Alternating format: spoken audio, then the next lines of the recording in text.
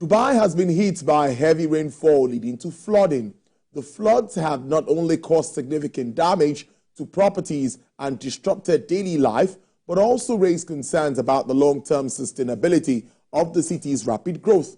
The impact on small and medium-sized enterprises has been particularly severe, with many struggling to recover from the losses. What are the implications of this flood in Dubai for businesses, economic activities, particularly as Nigeria continues to try to strengthen ties with Dubai?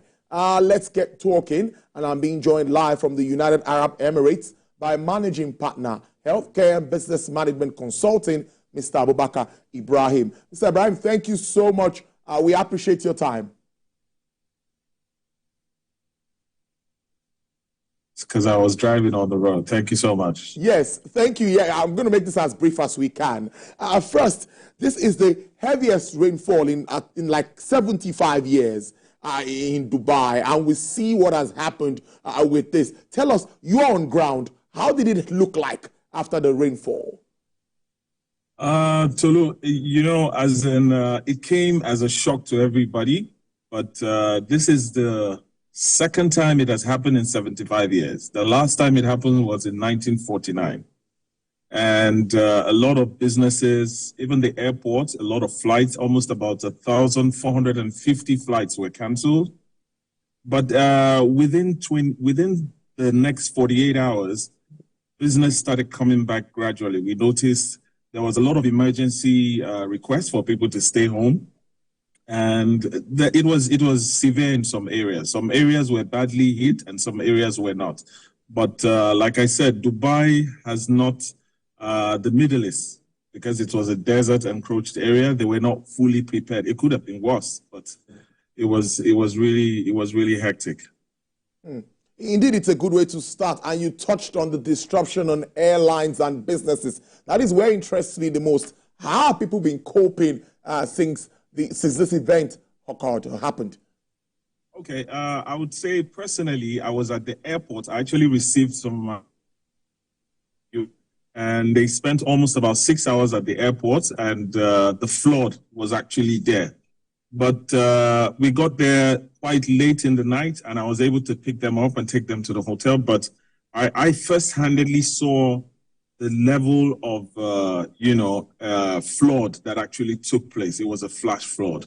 And like I said, people did not expect it, but it came, suddenly, and it was, devastating to an effect that the Dubai government has already been, or the UAE government has already been talking about it. They even spoke about it in COP28, the event that just passed. They spoke about the global warming.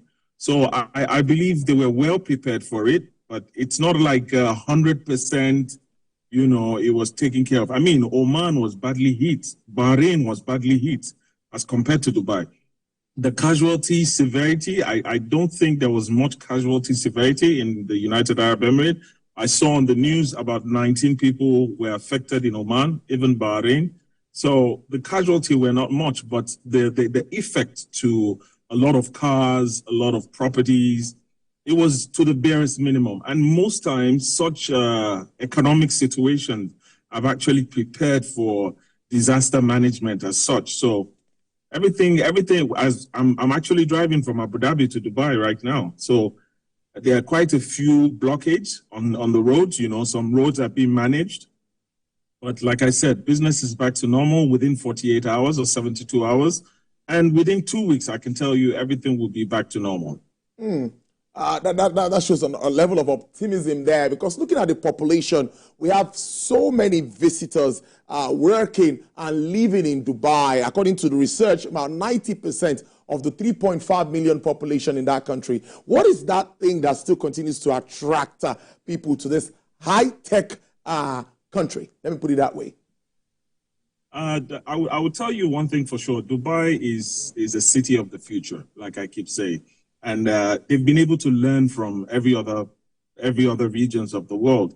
And, they've taken the first cue to see that if we have to sustain the economic power of Dubai, we need to listen to everyone. And like I always state, the general population is the expatriate. So If they're not taking care of an expatriate, it will mean the city or the country will not be favorable. So firsthand, they've already discussed this. They've been talking about global warming. They've been hosting quite a lot of conferences about global warming, disaster management, and they've also participated in assisting quite a lot of neighboring countries when it comes to disaster management.